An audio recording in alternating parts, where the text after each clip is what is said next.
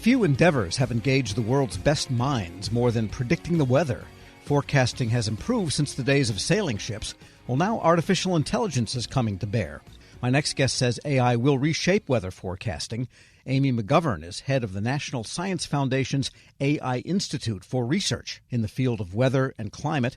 She joins me now. Dr. McGovern, good to have you with us. Thank you. Glad to be here. So you have written extensively then on this topic of AI. It seems logical for AI to augment forecasting. But let me ask you this. What can AI bring to it that all of the supercomputing available to the Energy Department, to the Commerce Department, that they bring to bear now, the quadrillions of cycles a week that they run, what can AI do to enhance weather forecasting at this point?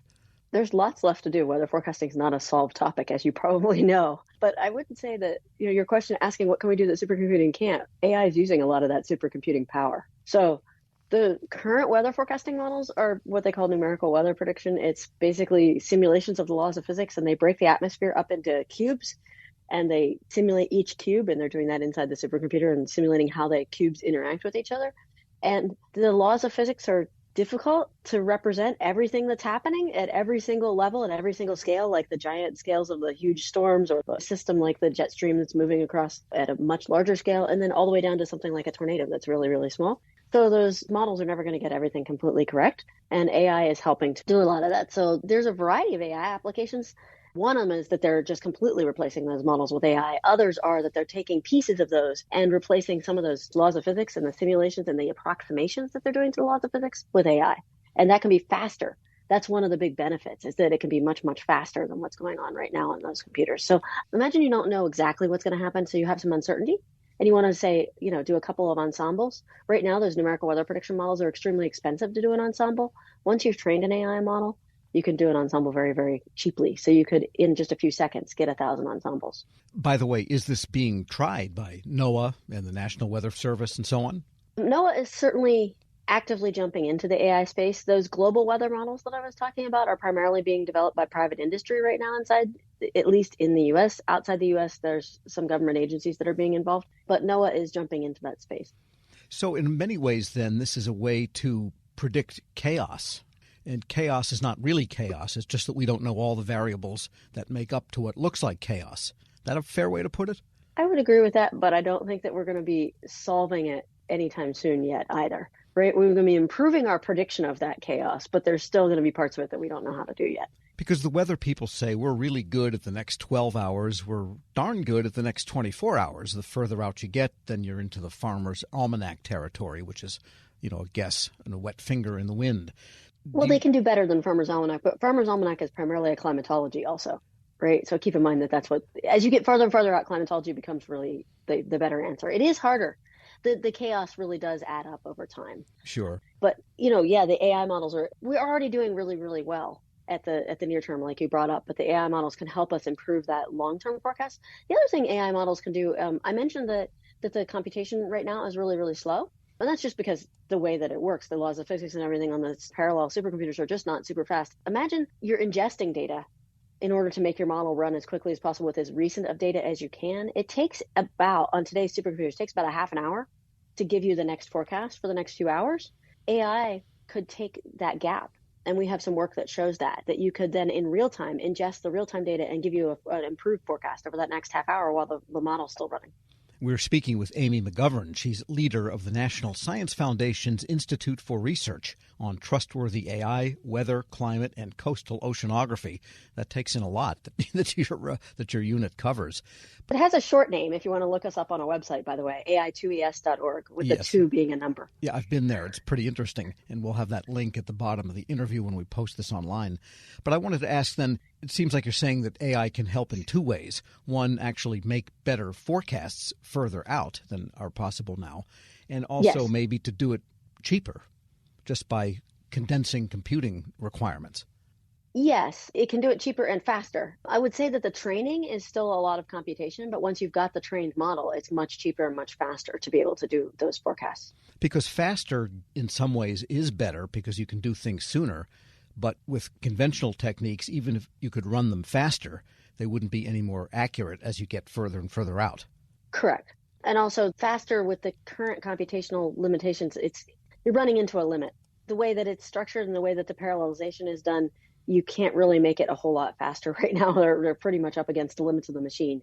Got it. So what does it take then for an organization to bring these kinds of algorithms into their workflows and to really make this part of their operations?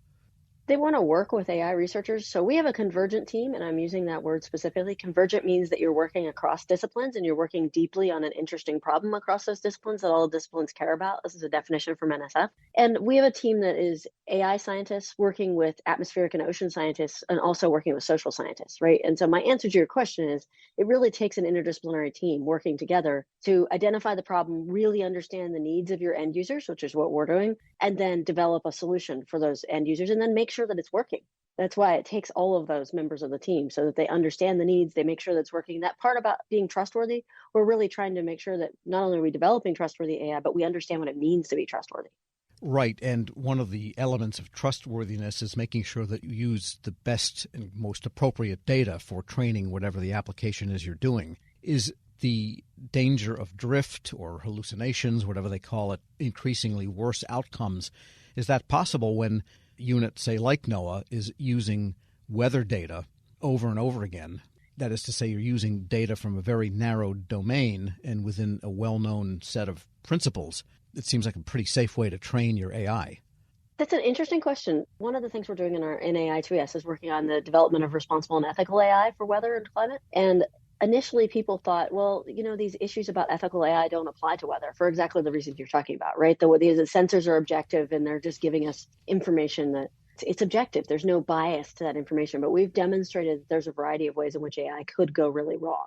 And I think that's what you're asking about. I mean, you were asking specifically about drift. You could get just drift from having uncertainty in your initial data. I mean, nothing's actually perfect, but you can also make your AI go very, very wrong if there's just bias in your underlying training data and you don't know about that. If you're not correcting for that bias, you could be just amplifying it over time, and that could also be a significant problem. Yeah, what's the type of bias that could be in weather data? Say it's gathered too much from the Atlantic and not enough from the Pacific, or this atmospheric height instead of that atmospheric height?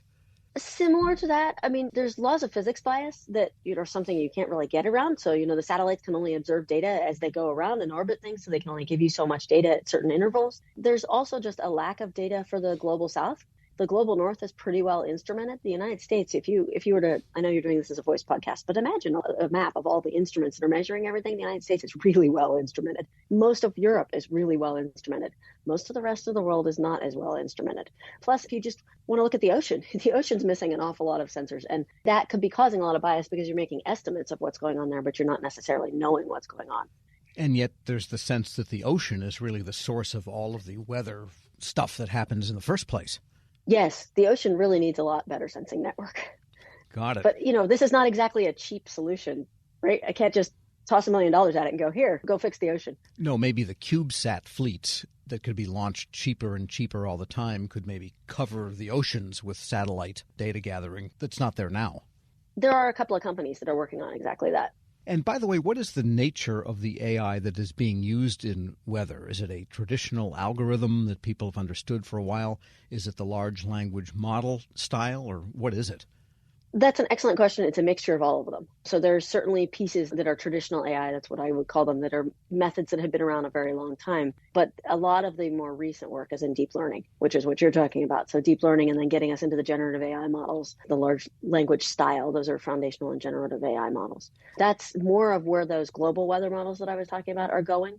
But in something like the hybrid models that I mentioned, where you take like a physics-based model and you replace pieces of the physics, those tend to be much smaller deep learning models or a traditional AI model that you've replaced pieces of the physics with. And how would a NOAA or some similar organization know when the AI is actually improving weather forecasting? How do you know? What metrics do you have to say, by golly, we are better at this now because of XYZ?